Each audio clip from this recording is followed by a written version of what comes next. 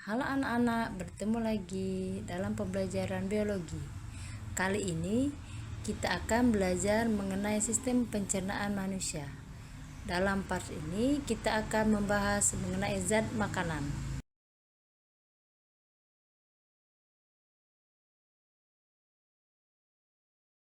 Tahukah kamu, dalam beraktivitas kita pasti membutuhkan energi.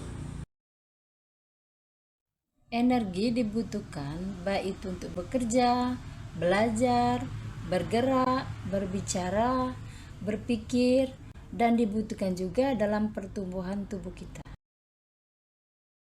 Tahukah kamu dari mana energi itu diperoleh?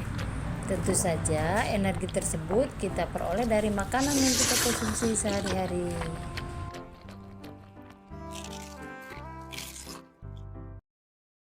Mari kita bahas kandungan dan fungsi dari zat makanan. Pernahkah mendengar makanan yang bergizi? Makanan bergizi yaitu makanan yang mengandung zat-zat yang dibutuhkan oleh tubuh.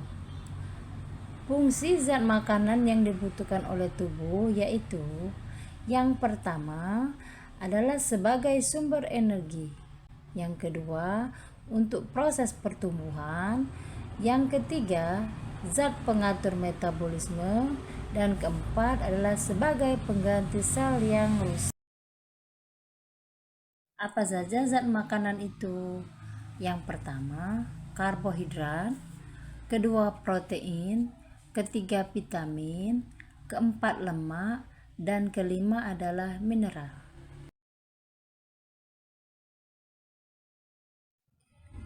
Pertama, kita membahas karbohidrat. Karbohidrat adalah zat gizi yang menjadi sumber energi utama bagi tubuh. Apa sih fungsi dari karbohidrat untuk tubuh? Yang pertama, sebagai sumber energi, kedua, sebagai pengendali berat badan, ketiga, untuk penunjang fungsi otak, keempat, untuk mencegah penyakit, kelima, sumber kalori. Karbohidrat dapat kita temukan pada nasi, jagung, ubi-ubian, gandum, dan juga buah-buahan. Karbohidrat dapat dibagi menjadi 3 jenis. Yang pertama yaitu monosakarida. Monosakarida adalah karbohidrat paling sederhana yang terdiri dari satu molekul gula. Contohnya glukosa, fruktosa, dan galaktasa, yaitu terdapat pada buah-buahan, madu, dan susu. Kedua, disakarida, yaitu karbohidrat yang terdiri dari 2 molekul gula.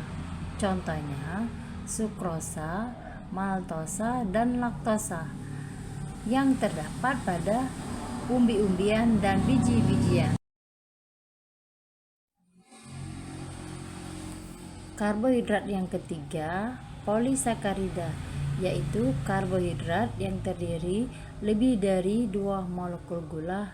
Contohnya adalah selulosa, yang terdapat pada serat pada tumbuhan, roti, dan gandum.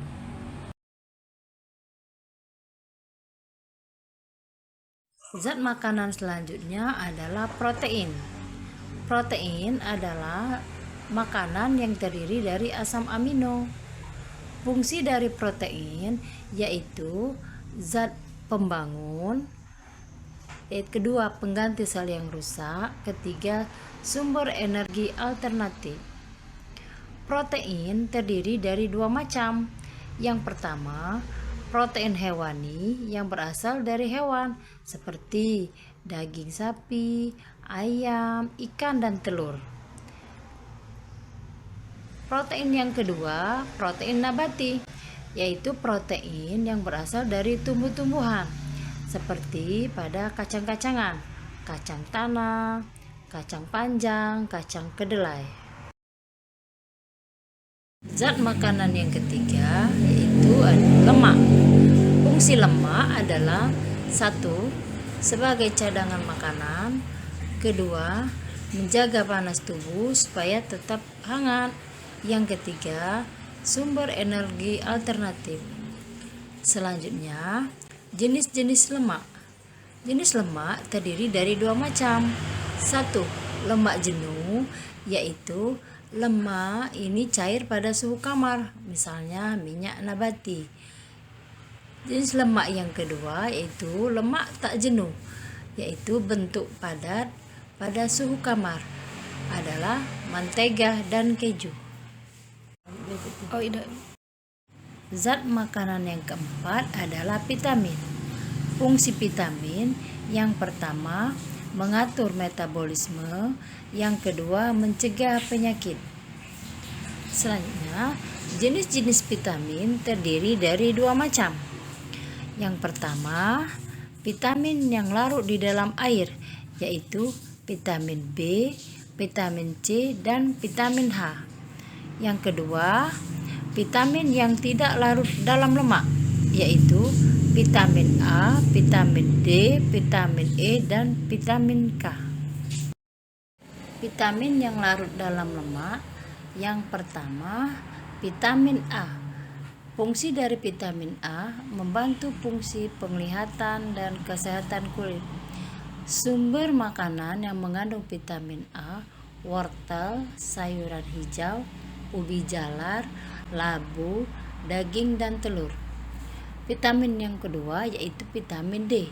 Fungsi vitamin D untuk pertumbuhan tulang dan gigi. Sumber makanan yang mengandung vitamin D yaitu jamur, telur, ikan, dan susu. Vitamin yang ketiga yaitu vitamin E. Fungsi dari vitamin E untuk kesehatan kulit. Sumber makanan yang mengandung vitamin E: biji-bijian, kacang-kacangan, serta sayuran hijau. Vitamin keempat yaitu vitamin K. Fungsi dari vitamin K membantu pembentukan sel darah merah. Fungsi darah merah, sumber makanan yang mengandung vitamin K: sayuran hijau dan wortel.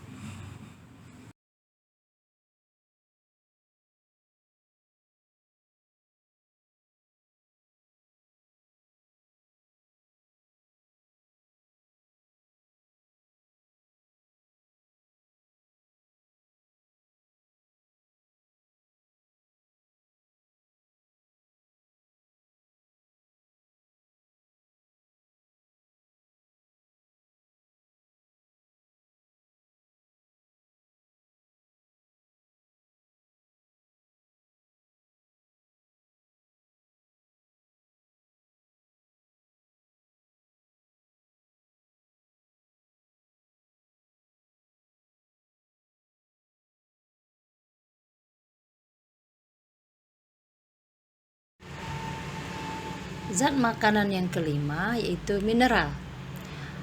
Mineral terdiri dari satu, kalsium. Fungsi dari kalsium itu untuk pembentukan tulang dan gigi, fungsi otot dan saraf, dan pembekuan darah. Makanan yang mengandung sumber kalsium: susu, yogurt, keju, tahu, sayuran berdaun hijau, salmon, sarden dengan tulangnya, sereal terfortifikasi. Yang kedua, fosfor. Fungsi dari fosfor untuk pembentukan tulang, mempertahankan keseimbangan asam basa, sintesis materi gen, dan transfer energi. Makanan yang mengandung sumber fosfor yaitu susu, yogurt, keju, kacang tanah, biji-bijian, oatmeal, dan ikan. Ketiga, magnesium. Fungsi magnesium: kofaktor banyak enzim. Makanan yang mengandung magnesium: kacang tanah, biji-bijian, sayuran berdaun hijau, kacang-kacangan, dan tomat. Keempat, sodium. Fungsi dari sodium: menjaga volume cairan di luar sel sehingga menjaga fungsi sel agar tetap normal. Makanan yang mengandung sodium: snack dengan tambahan garam seperti keripik, crackers, pretzel, dan kacang, daging berbumbu, keju, produk makanan jadi, serta garam. Yang kelima, potasium. Fungsi dari potasium menjaga volume cairan di dalam maupun di luar sel, sehingga menjaga fungsi sel agar tetap normal, membantu mengontrol tekanan darah. Sumber makanan yang mengandung potasium: jeruk, pisang, tomat, ikan salmon, ikan kembung, kentang, kacang polong, pengganti garam, kismis, dan kurma. Dan terakhir adalah klorida. Fungsi dari klorida yaitu dengan sodium menjaga volume cairan di luar sel, sehingga menjaga fungsi sel agar tetap normal. Makanan yang mengandung klorida mirip dengan makanan sumber sodium karena garam adalah sodium klorida. Yang terakhir adalah air. Air sangat diperlukan bagi tubuh kita karena 72% tubuh manusia adalah air. Air didapat dari air minum, buah-buahan, dan sayur-sayuran.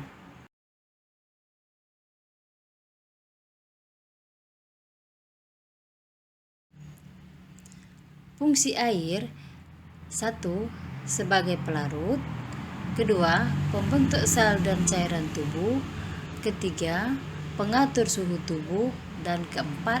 Pelumas tubuh. Kadar air di dalam tubuh manusia berbeda-beda.